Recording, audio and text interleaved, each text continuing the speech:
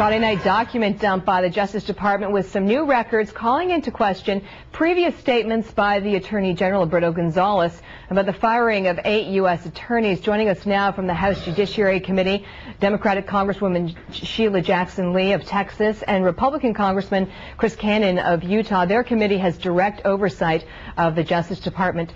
Sheila, I'll start with you. We had this big document released late last night. That's kind of a Washington thing when you have bad news.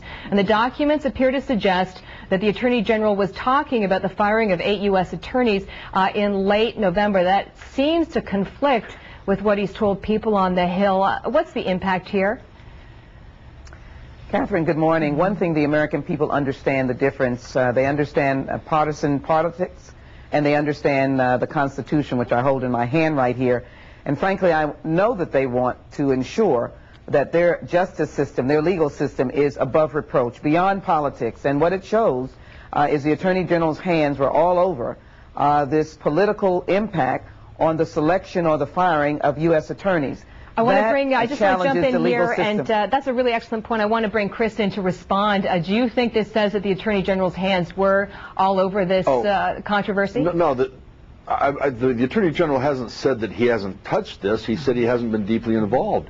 You've got 3,000 pages already released and many more now that indicate that there was a great deal of staff work that went into this, and they had a culminating meeting where it was talked about, among other things, about what they're doing with the U.S. attorneys generally.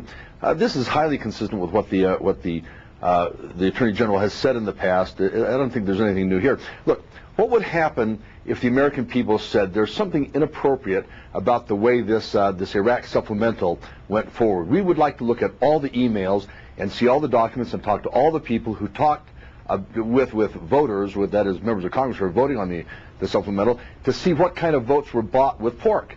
I mean, Sheila, I think you'd probably agree that would be, we would find stuff in that dump that would be very difficult for Democrats to deal with. Well, I think, when Chris, you're dealing with thousands and thousands of pages, the subject. You're changing the subject. You're dealing with thousands.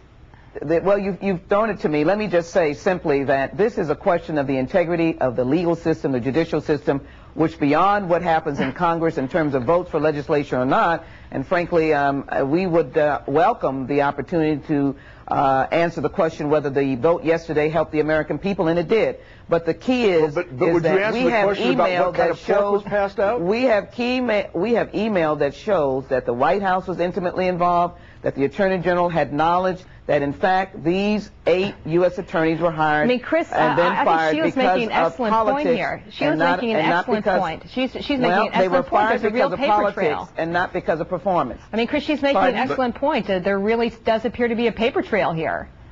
Well, there's a paper trail for everything.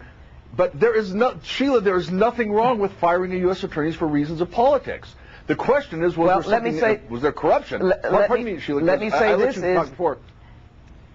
Go right ahead. Let me just go ahead, Sheila. The fact is, the Democrats have been alleging corruption, and there is nothing on the table yet that would indicate corruption. What you have is a political decision. Then we would suggest it was bungled a little bit, but it was a political decision that was very appropriate because U.S. attorneys are political, and they exist to pursue the agenda of the president, not their own. Catherine, agenda. the reason that we are concerned is because the emails suggest interference.